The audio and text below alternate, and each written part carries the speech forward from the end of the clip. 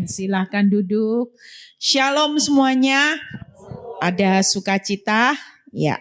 Makasih ya buat kesempatan yang diberikan buat saya bisa sharing di tempat ini. Nah, saya akan berkhotbah tentang bagaimana hidup yang serupa Kristus ya. Seringkali kita ini cuman capek berputar-putar di padang gurun, hanya hidup yang dikendalikan oleh masalah. Rasanya kalau hidup ini masalah belum selesai, berarti rasanya ini bukan hidup ya.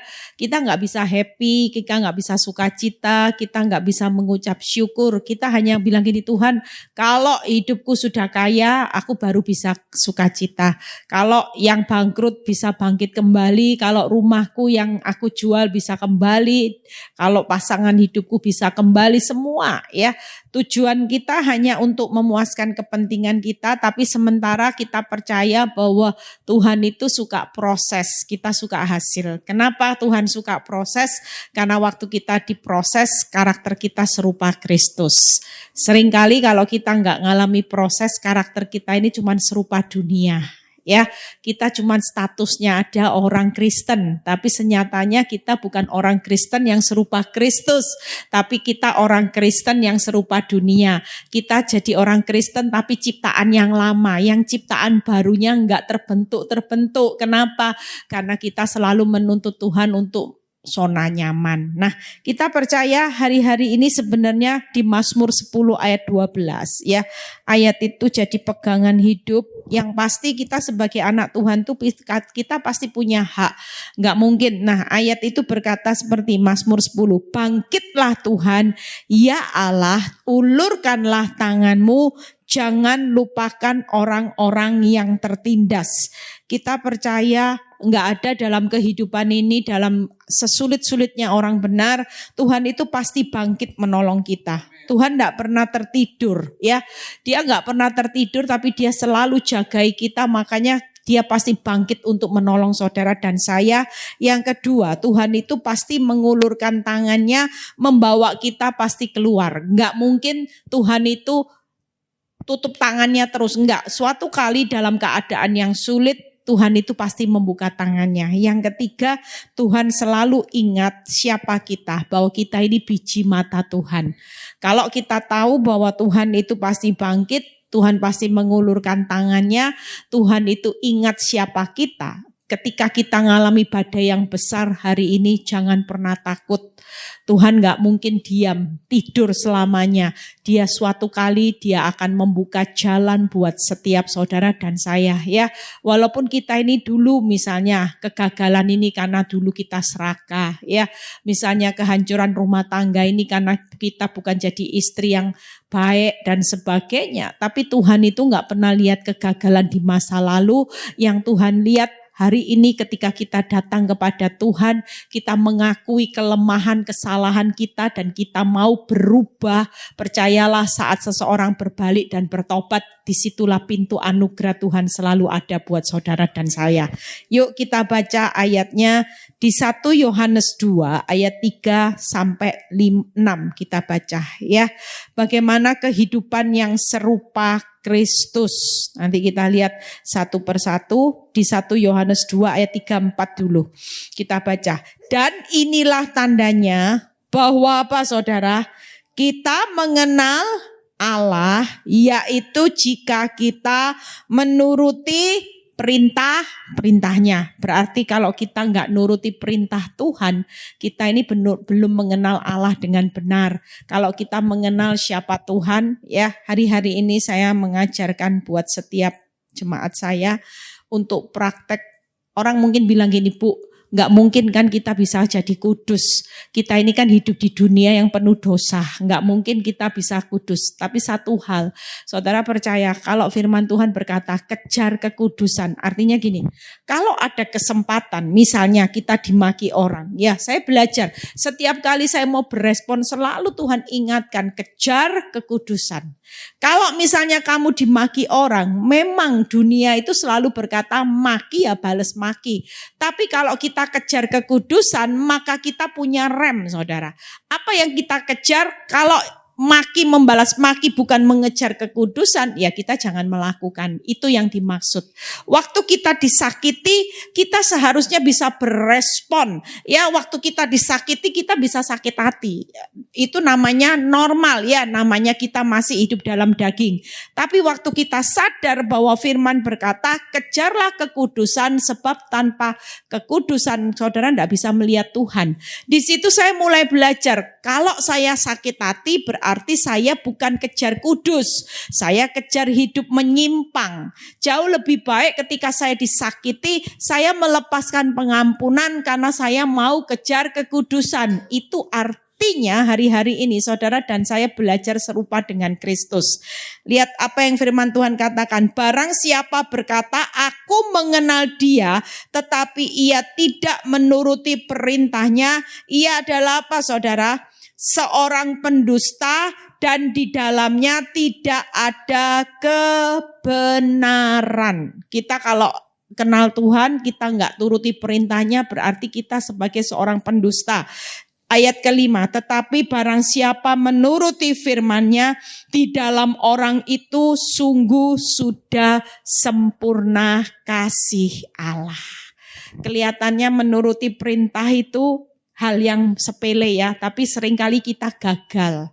Kita mau menuruti perintah Tuhan itu tidak gampang. Kalau keadaanmu baik-baik, mungkin menuruti perintah Tuhan masih oke. Tapi bagaimana waktu keadaan hidup kita semakin sulit, kita semakin berdoa, bukannya doa dijawab, malah doanya tambah kenyataan makin tambah parah. Bahkan mungkin saudara sampai di titik saudara sudah rasanya di ambang batas kekuatan. Tidak ada dasar untuk berharap. Apakah kita tetap mau menuruti perintah Tuhan untuk belajar percaya tanpa melihat, atau sebaliknya kita marah sama Tuhan? Nah, kita lihat ayat yang ke-6. Barang siapa mengatakan bahwa ia ada di dalam dia, apa saudara? Ia wajib hidup sama seperti Kristus telah hidup. Wajib loh ya. Hari ini ada kata wajib. Yuk kita lihat PowerPoint-nya. Bagaimana hidup menjadi serupa Kristus itu kewajiban kita. Hak kita tadi tenang aja. Kalau saudara ngalami masalah, Tuhan itu pasti mengulurkan tangannya. Tuhan itu pasti ingat siapa saudara sebagai biji mata Tuhan. Tuhan tuh tidak mungkin menahan hak kita sebagai orang benar. Sebaliknya, kewajiban kita menjadi serupa Kristus yang pertama. Kita mengenal Tuhan dengan benar, bukan pendusta. Ya, kalau kita kenal Tuhan dengan benar, kita harus melakukan firman. Yang kedua, kita hidup dalam ketaatan firman, bukan pemberontak. Seringkali kita berontak sama Tuhan, ya. Kita disuruh ngampuni tanpa batas, tapi kita buat batasan sendiri. Enggak Tuhan, kalau 70 kali 7 kali itu terlalu bego, terlalu bodoh, terlalu blow on. Itu orang yang bodoh, orang yang enggak sekolah. Kalau saya lulusan S3 disuruh ngampuni tanpa batas, sorry. Itu buat orang kelas bawah. Jujur, kalau itu kita yang buat batasan, maka kita adalah orang yang pemberontak. Ya, kita adalah orang yang pendusta ketika kita tidak mengenal. Yang ketiga, kita hidup dalam kebenaran, bukan pecundang. Seringkali kita mengaku orang Kristen sejak lahir, tapi kita tidak melakukan firman. Kita hidup hanya on off ya. Kita pilih firman yang enak-enak, yang kita lakukan yang enggak enak, enggak mau Tuhan ya. Mengasihi tanpa syarat, oh itu enggak mau Tuhan. Kalau misalnya jangan membunuh, jangan mencuri, saya mau Tuhan. Tapi untuk mengasihi tanpa syarat, oh enggak mau. Saya mau mengasihi ada syaratnya. Syaratnya kalau dia enggak nyakiti saya. Syaratnya kalau dia hidup mengasihi saya. Kalau dia enggak mengasihi saya, ya sorry Tuhan enggak mau. Nah ini yang sering kali kita merasa sebagai orang benar. Jujur kalau pelayanan kita hebat, di mata dunia, di mata orang kita menjadi pembicara yang viral, kita menjadi worship leader yang viral, kita mungkin jadi YouTuber yang viral dengan kehebatan kita. Tapi kalau kita di mata Tuhan ya, benar-benar kita tidak mengenal Tuhan dengan benar, kita hidup tidak dalam ketaatan dan kita tidak hidup dalam kebenaran, maka di mata Tuhan kita adalah pendusta, pemberontak dan pecundang. Apa artinya kita hebat di mata dunia, tapi Tuhan tidak kenal kita sebagai orang yang serupa Kristus. Makanya ketika kita pulang ke rumah Bapak, Tuhan berkata gini, "Enyalah engkau, aku tidak mengenal engkau, karena engkau tidak serupa dengan aku." Kenapa? Karena dalam hidup kita, hari-harinya, kita ini seorang pecundang, pemberontak, pendusta. Itu sebabnya hari ini yuk di akhir zaman, kita tidak usah lihat kehidupan orang lain. Orang lain yang menyakiti kita tidak berubah, itu urusan dia sama Tuhan. Yang penting hari ini kita belajar untuk serupa Kristus. Anggap orang-orang yang ditempatkan yang jahat untuk menyakiti kita, ini hanya alat Tuhan. Alat Tuhan untuk memurnikan karakter Kristus makin mirip sama Tuhan. Saya bersyukur di proses Tuhan dalam jangka waktu yang bukan pendek ya. Termasuk proses sekolah kehidupan saya itu sangat panjang. Kalau orang tanya, "Bu, capek," jujur kalau pakai kekuatan saya nggak mampu. Saya pasti capek, saya pasti menyerah, saya pasti di titik tertentu mungkin saya sudah jadi orang yang sakit jiwa. Ya, mungkin saya sudah kena sakit kanker yang stadiumnya sudah akhir. Itu kalau pakai kekuatan saya. Tapi terbukti ketika saya melakukan sesuatu, saya nggak pernah fokus dengan masalah. Saya menganggap bahwa orang-orang yang ditempatkan Tuhan di sekitar saya yang menyakiti saya adalah alat. Ya, alat untuk memurnikan karakter Kristus sehingga semakin hari saya semakin dibuat mirip sama Kristus. Manusia ciptaan lama saya mulai berubah menjadi manusia dalam cetakan yang baru. Di situ saya bersyukur dan saya mulai tidak fokus dengan masalah, saya mulai fokus membangun diri saya sendiri. Saya mulai membangun 3 hal bagaimana kita mengenal Tuhan dengan benar. Yuk kita lihat ayatnya. Di Kejadian 45 ayat 4-8 kita baca ya. Kalau kita mengenal Tuhan dengan benar, kita tahu bahwa Tuhan itu selalu mengejar yang namanya hidup dalam kekudusan ya, mengejar bagaimana tidak membalas yang jahat dengan yang jahat, membalas yang baik dengan yang jahat, mengasihi tanpa syarat dan sebagainya. Kita belajar dari seorang Yusuf.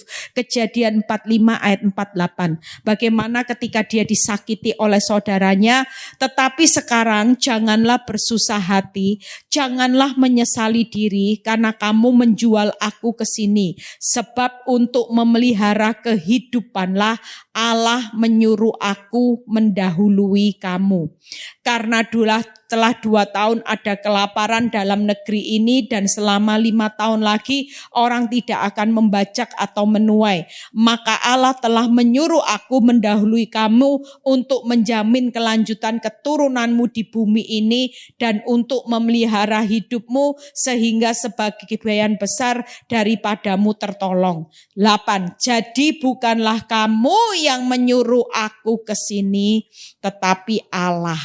Dialah yang telah menempatkan aku sebagai bapak bagi Firaun dan tuan atas seluruh istananya dan sebagai kuasa atas seluruh tanah Mesir. Bagaimana kita buka PowerPoint-nya? Kalau kita mengenal Tuhan dengan benar, kita ini bukan pendusta. Saudara harus tahu bahwa setiap masalah itu bukan malapetaka. Masalah itu adalah berkat. Saya selalu ngomong jangan berpikir masalah itu malapetaka.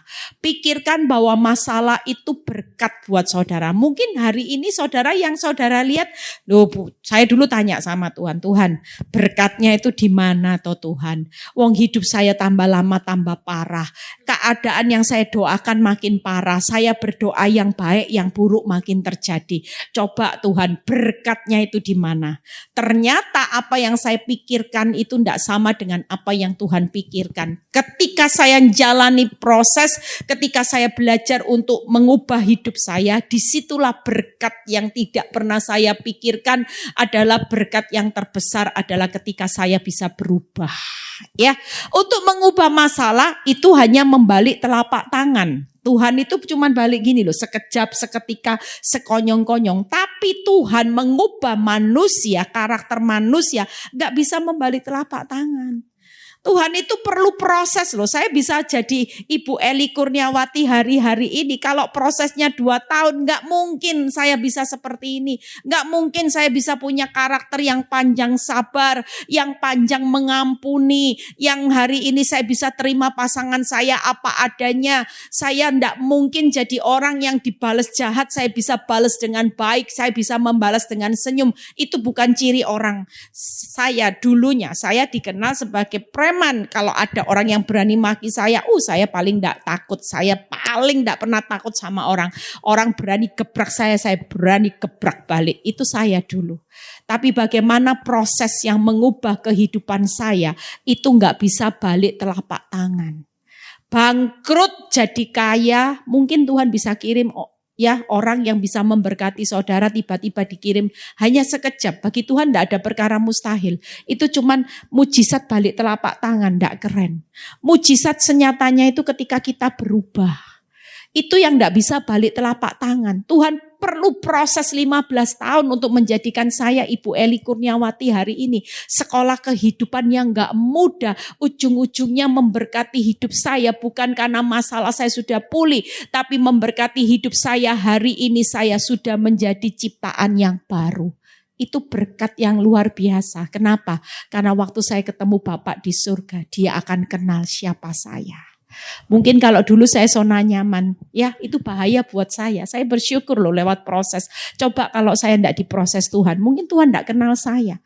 Kenapa? Saya serupa dunia terus. Hidup saya serupa dunia. Yang penting saya enak. Yang penting harga diri. Urusan nanti rendah diri, rendah hati, itu urusan nanti kalau mau mati aja. Ya, tapi buat hidup kita enggak. Selama kita masih ada nafas, yuk belajarlah hidup disiplin.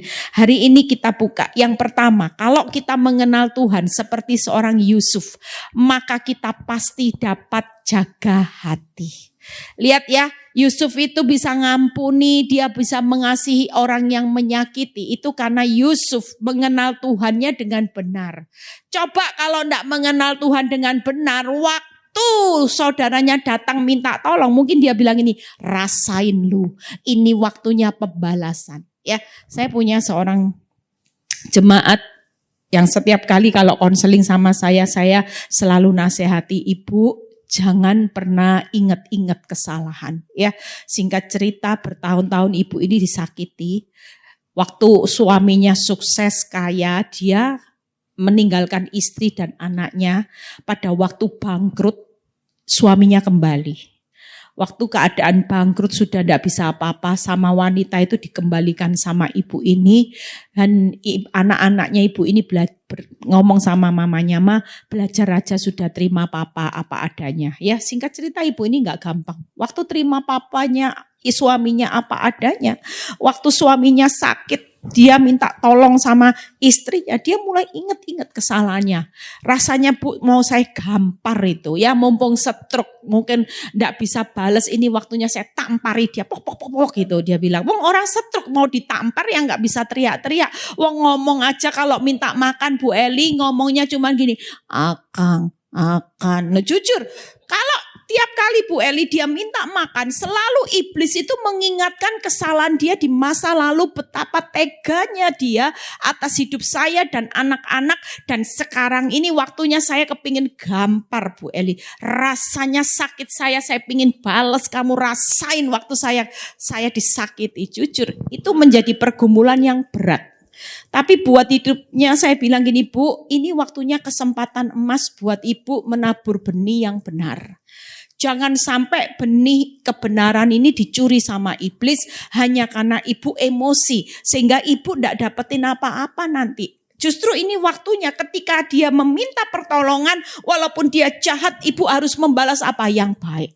Makanya Yusuf ketika dia ingat saudaranya, dia tetap jaga hati. Dia tetap berpikir positif bahwa ini proses bukan kebetulan, tapi memang Tuhan sudah mempersiapkan hidupnya. Kalau dia tidak dipersiapkan dari orang-orang yang menyakiti, karakternya menjadi anak yang manja terus, Yusuf gak mungkin bisa jadi Perdana Menteri. Itu sebabnya sebelum Tuhan angkat hidupnya, dia sudah dilatih lewat sekolah kehidupan yang membentuk karakter dia. Amin. Saya nggak mungkin bisa jadi hamba Tuhan. Wong saya ini nggak ada cita-cita. Kalau orang tanya, Bu Eli pernah bercita-cita jadi hamba Tuhan? Oh, enggak pernah saya pikir. Kalaupun ada angket yang tulisannya mau tujuan hidupmu apa? Mungkin yang hamba Tuhan saya coret semua. Hamba Tuhan, pendeta, apa yang pelayanan itu sudah semua saya coret, saudara. Yang pasti saya pilih pengusaha, ya. Jadi apa? Sosialita yang enak-enak. Enggak mungkin saya pilih yang namanya pelayanan. Oh, itu sudah bukan dunia saya. Tapi ketika melewati proses Tuhan sudah persiapkan. Saya percaya semua ini sudah dalam perencanaannya Tuhan. Jauh-jauh hari Tuhan sudah pilih saya bakal jadi hamba Tuhan. Makanya saya diproses lewat orang-orang yang menyakiti saya. Seperti Yusuf. Sebelum saya dipromosikan Tuhan menjadi hamba Tuhan. Saya sudah dibentuk karakter saya terlebih dahulu. Yusuf juga rela menyelesaikan kehendak bapaknya. Itu sebabnya kalau kita mengenal Tuhan, pasti kita hari ini bukan mementingkan pokoknya kehendakku Tuhan, kehendakku enggak. Orang yang mengenal Tuhan dengan benar, orang pasti bisa jaga hati, pasti berpikir positif tentang proses ini mendatangkan kebaikan dan dia pasti rela walaupun bonyok, walaupun sakit semua, walaupun harga diri diinjak-injak. Tapi kalau ini untuk menyelesaikan kehendak Bapa, percayalah. Hari ini siapa yang saya pernah mikir, gak pernah mikir saya itu ditempatkan Tuhan. Ada banyak wanita-wanita ibu rumah tangga yang sudah saya selamatkan saudara. Dan ini cara kerjanya luar biasa. Saya melihat orang-orang yang sudah saya pulihkan, mereka kerja lagi dalam pelayanan. Yang pernah saya saksikan, ada seorang ibu berkata gini, Bu, saya waktu konseling dengan ibu, saya belajar ilmu bisu, buta, budek, dan saya pelajari semua. Ketika saya mengkonselingi orang yang ada di dalam penjara dan orang ini pulih, ternyata Tuhan pakai teman yang saya konselingi ini, Bu. Satu penjara itu bertobat gara-gara orang yang saya konselingi satu ini.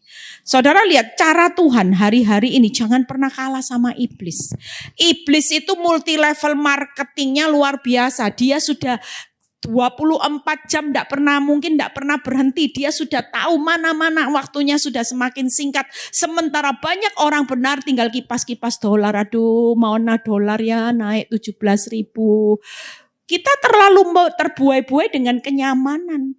Sampai kita lupa bahwa tugas kita hari ini yuk. Bagaimana kita hidup menjadi berkat. Bagaimana kita hidup membawa orang-orang. Jujur hari ini ladang itu sudah mulai menguning. Terutama hidup masa sukar. Ada banyak orang yang butuh Kristus. Ada banyak orang yang butuh juru selamat. Hari ini di luar Kristus kita nggak bisa berbuat apa-apa. Berapa banyak orang yang tidak mengenal Kristus sudah nggak bisa berbuat apa-apa. Mereka cuma berpikir mati aja. Berapa banyak orang sudah bunuh diri saudara. Saya kemarin dengar ada seorang anak-anak zaman sekarang ini anak-anak yang parah. Makanya kalau punya anak hati-hati, jangan terlalu keras. Kemarin ada seorang anaknya orang kaya juga ini nggak diekspos, mungkin sudah ditutup kasusnya. Hanya karena dibully temannya, ya perempuan, dia lompat dari apartemen lantai 21. Bayangin saudara. Hidup semua hari-hari ini butuh Kristus. Makanya kita hari ini kalau saudara mulai cermat di sekitar kita ini sudah banyak orang yang terkapar. Tapi kita ini ribut ngurusi urusan kita sendiri. Kita cuman berpikir Tuhan aku enggak. Saya jujur ngalami proses melihat banyak tuaian jiwa-jiwa yang saya tuai hari-hari ini. Justru di tengah saya proses berdarah-darah, ada banyak orang berdarah-darah datang sama saya minta tolong. Coba hari itu saya bilang gini, Tuhan saya aja berdarah-darah. Lah yang minta tolong kok berdarah-darah. 2 hari yang lalu seorang ibu yang nangis sama saya mau bunuh diri. Kenapa? Karena dia kena HIV di usia 35 tahun. Dia berkata, Bu, Tuhan tidak adil. Saya ini darah pelayanan. Saya itu orang tidak pernah neko-neko. Sejak muda saya melayani Tuhan sampai hari ini. Saya menikah dengan orang yang cinta Tuhan di awalnya. Saya nggak pernah tahu bahwa dia yang ada di dalam satu komunitas kebenaran. Komunitas orang benar. Ternyata suami saya jatuh di dalam dosa. Dan tanpa saya sadari ternyata dosa itu saya yang bayar harganya. Dia sehat Bu Eli, saya yang kena HIV. Jujur, ada banyak orang yang hari-hari ini butuh Kristus. Saya cuma bilang ini Bu, satu kunci. Tuhan punya rencana yang besar. Kalau hidup adalah Kristus, percayalah Kristus tidak akan memalukan hidup ibu. Jangan pernah bunuh diri. Jangan pernah lari dari prosesnya Tuhan. Karena percayalah di balik semua cerita kehidupan yang seolah-olah aib, Tuhan akan pakai hidup ibu untuk menyelamatkan orang yang sama. Ada berapa banyak wanita-wanita yang sama juga mengalami seperti ibu. Dan ketika ibu kuat, orang lain juga akan kuat. Amin. Yang kedua ya, jadi jaga hati, berpikir positif dan rela menyelesaikan kehendaknya. Itu ciri orang yang bukan pendusta. Yang kedua, bagaimana kita hidup dalam ketaatan firman. Buka Amsal 28 ayat 14 dan 18. Satu pembahasan lagi, nanti kita selesai. Amsal 28 ayat 14 dan 18 ya. Supaya kita hari-hari ini yuk, kalau kita mengenal kebenaran, saudara tidak usah takut. Amsal 24 ayat 14. 28. Berbahagialah orang ya ini. Yang senantiasa apa saudara? Takut akan Tuhan. Tetapi orang yang mengeraskan hatinya akan jatuh dalam malapetaka. Makanya enggak bisa orang tuh nyalain Tuhan. Saya dulu suka nyalain Tuhan. Kenapa Tuhan? Kok rumah tangga saya hancur pada waktu saya buka rumah pelayanan. Pada waktu saya mendirikan ibadah, di situ rumah tangga saya hancur. Saya nyalain Tuhan. Tapi ketika Tuhan ingatkan saya, betapa kamu sering mengeraskan hati. Berapa kali setiap kali aku berkata, Eli, istri harus tunduk sama suami. Berapa kali ketika aku memberikan engkau perintah harus tunduk, tapi engkau gak bisa tunduk, nanduk terus. Disuruh nunduk, nanduk dengan banyak alasan gak bisa Tuhan. Tunduk terus nanti jadi keset. Tiap kali selalu ketika aku perintahkan engkau untuk tunduk, engkau nanduk karena engkau punya alasan sendiri. Kenapa aku nanduk? Dan di situ firman Tuhan jelas berkata, barang siapa berbahagialah orang yang senantiasa takut akan Tuhan, tetapi orang yang mengeraskan hatinya waktu Tuhan tegur hidup saudara, pasti jatuh dalam malapetaka. Hari itu saya benar-benar ngalami sesuatu yang membuat saya kaget. Ternyata benar-benar apa yang saya tabur di masa lalu saya menuai. Nuainya bukan nuai berkat, nuai badai saudara. Kenapa? Karena saya selalu mengeraskan hati atas teguran Tuhan. Tiap kali Tuhan berkata jangan balas caci maki dengan caci maki.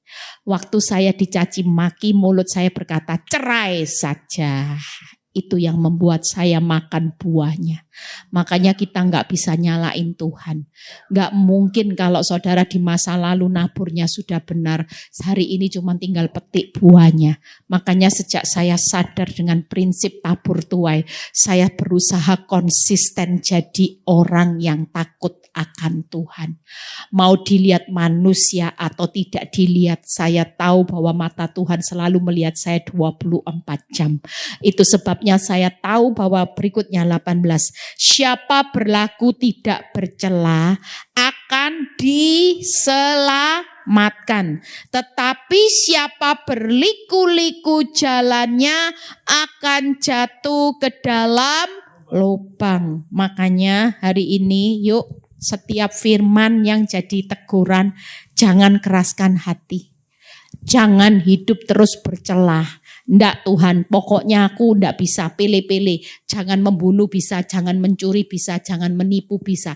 Tapi ini ndak bisa Tuhan, ini ndak bisa, ini ndak cocok. Ya, saudara mungkin membuat batasan sendiri, maka suatu kali saudara akan jatuh dalam lubang.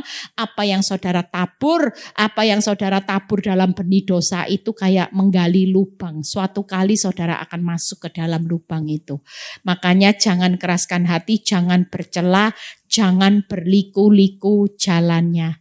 Kalau itu sudah jadi batasan, kita jangan berontak. Kalau kita tidak taat sama firman, maka di mata Tuhan kita ini berontak. Dengan sengaja sudah dengar firman, sudah tahu itu tidak boleh marah. Marah.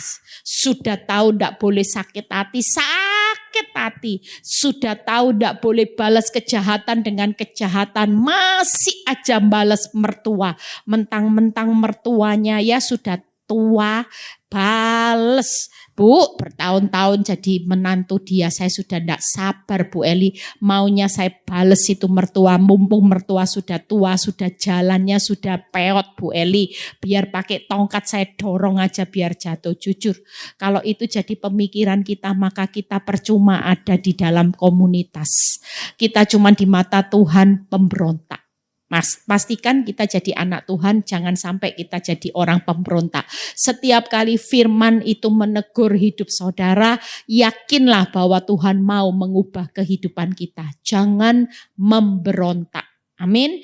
Jangan keraskan hati, jangan bercela, jangan berliku-liku jalannya. Yang terakhir, bagaimana kita hidup dalam kebenaran bukan pecundang. Orang yang hidup dalam kebenaran, buka 1 Timotius 6 ayat 12. 1 Timotius 6 ayat 12. Yuk kita baca. Bertandinglah dalam apa saudara? Pertandingan iman yang benar, ya, dan rebutlah hidup kekal. Untuk itulah engkau telah dipanggil dan telah engkau ikrarkan ikrar yang benar di depan banyak saksi. Kita percaya ada 3 hal, saudara lihat PowerPoint-nya. Bagaimana kalau kita hidup dalam kebenaran. Jangan hari ini bertanding cepat kaya. Yang penting cepat punya rumah mewah Bu Eli. Saya lagi bertanding dengan saudara ipar saya yang selama ini selalu iri hati dengan saya. Saya bertanding supaya saya cepat kaya, supaya saya dihormati. Nah ini tidak benar. Ya, orang kalau bertanding 3 hal, pertandingan hidup dalam kebenaran itu bertandinglah dalam pertandingan iman yang benar. Banyak orang bertanding itu dalam iman yang tidak benar. Iman yang bagaimana yang tidak benar, yang selalu melihat. Ini bukan ciri orang benar. Makanya Daud itu saya bisa acungin jempol, kenapa? Karena Daud itu berkata, sekalipun aku dalam lembah kekelaman, aku tidak takut bahaya. Itu iman yang benar. Tapi kalau iman yang tidak benar, ada berapa banyak orang Kristen yang tahu Tuhannya hebat. Tuhannya bisa belah laut. Tuhannya bisa membangkitkan orang mati dalam sekejap. Tapi waktu menghadapi realita, bukannya menghadapi dengan iman, malah hidupnya terpuruk. Mau bunuh diri, putus asa, menyerah. Ini bukan ciri orang benar, ini pecundang. Orang kalau sudah lari dari kenyataan, ini bukan ciri iman yang benar. Orang benar selalu menghadapi kenyataan bersama dengan kekuatan Tuhan. Amin. Kekuatan kita sudah tidak mampu. Saya kalau ditanya 15 tahun saya punya kekuatan. Enggak, saya enggak punya kekuatan apa-apa. Saya benar-benar tiarap, yang saya andalkan cuman kekuatan Tuhan. Dan saya terlalu percaya saat saya mengandalkan iman saya, hidup saya diberkati. Amin. Iman yang enggak melihat, ya. Yang kedua adalah berjuanglah rebut hidup kekal. Itu sebagai pahlawan Kristus, ya. Tadi pahlawan iman, berjuang rebut hidup kekal. Hari ini yuk kita yang bertahan. Kenapa kita ini tetap setia sama Tuhan? Karena kita tahu tujuan akhir kita ini sudah disediakan hidup yang kekal. Dunia ini dalam perjalanan aja salah satu bagian di mana saudara harus mengalami proses demi proses. Hidup ini 3. Hidup adalah perjuangan, hidup adalah proses, hidup itu adalah apa ya? Satunya saya lupa. Hidup adalah perjuangan, proses, pertandingan. Nah, 3 hal ini makanya kita harus menjadi orang yang kuat. Supaya kita sudah disediakan hidup kekal. Saudara kalau enggak punya semangat, saudara nanti tidak akan jadi pahlawan Kristus. Pahlawan Kristus itu harus fokusnya cuma satu. Tuhan sudah menyediakan hidup yang kekal. Jangan sampai hidup kekal ini bisa direbut sama iblis. Kenapa? Karena kita terlalu milih enak, nyaman, tidak berjaga-jaga, maunya terus hidupnya, maunya jalan. Jujur berapa banyak orang yang sudah perpuluhan waktu. Orang cuma sedia perpuluhan uang 10%. Tapi jauh yang lebih penting menurut saya adalah perpuluhan waktu. 24 jam, sudah enggak 2 jam setengah saudara berikan buat Tuhan, jujur. Kalau tidur aja bisa 8 jam. Mungkin lebih loh, ada orang yang suka tidur. Bu, saya kalau tidur harus 10 jam. Aduh, bayi sehat kalah ini saya bilang. Dalam hati saya, 10 jam. Iya, terus Bu, saya tuh enggak punya waktu tidur ya 8-10 jam. Belum lagi nanti waktu ke salon.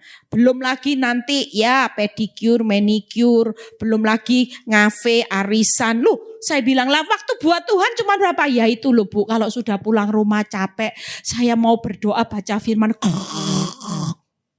Jujur, kita hari-hari ini hati-hati. Kita ini perlu berjaga-jaga loh. Kalau hidupmu terlalu nyaman, gak punya kekuatan doa, baca firman ya. Gunanya perpuluhan waktu ini buat bangun kekuatan. Supaya saudara tahu iblis itu berjalan berkeliling. Mencari orang-orang benar yang bisa ditelan. Yang mana yang gak punya kehidupan doa, gak punya kehidupan baca firman, gak punya kehidupan untuk beribadah, itu orang-orang yang dengan gampangnya akan ditelan. Sementara kita merasa bahwa ini enggak penting.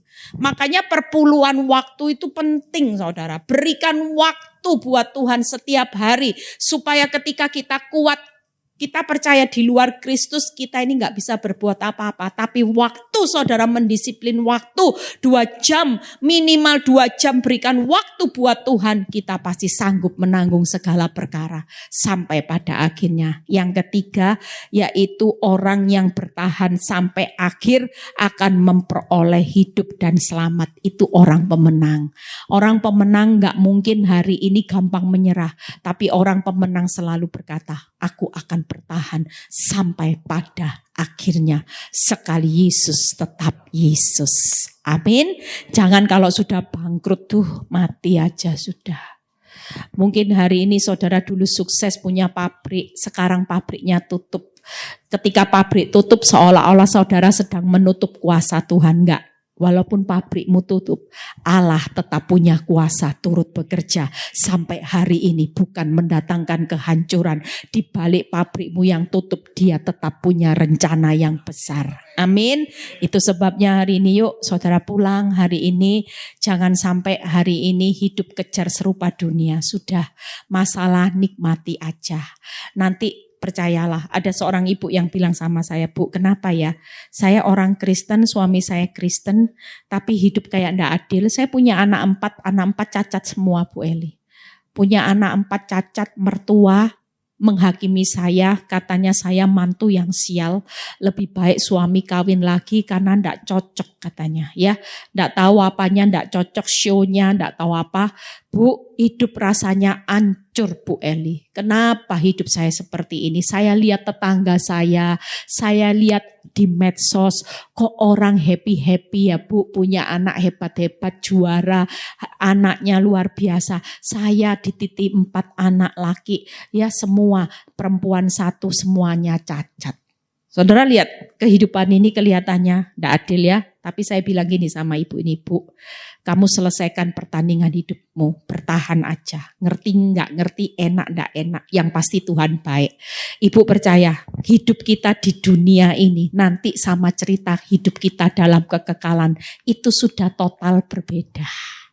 Di dunia masih ada kawin mengawinkan, ada suami selingkuh, istri selingkuh, tapi nanti dalam kekekalan sudah tidak ada. Di dunia ada orang jahat, ada penyakit, ada yang namanya hidup susah, tapi nanti dalam kekekalan kita sudah tanpa hidup, tanpa air mata. Itulah kehidupan yang ideal, bahagia. Makanya hidup adalah Kristus, mati adalah keuntungan selama-lamanya.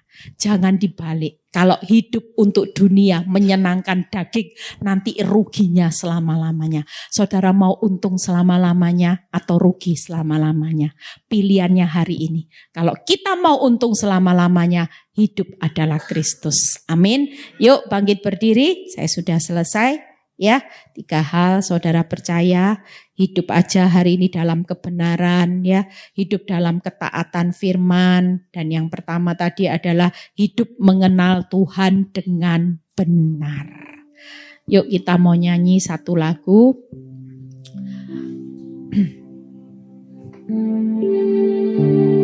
Hidupku.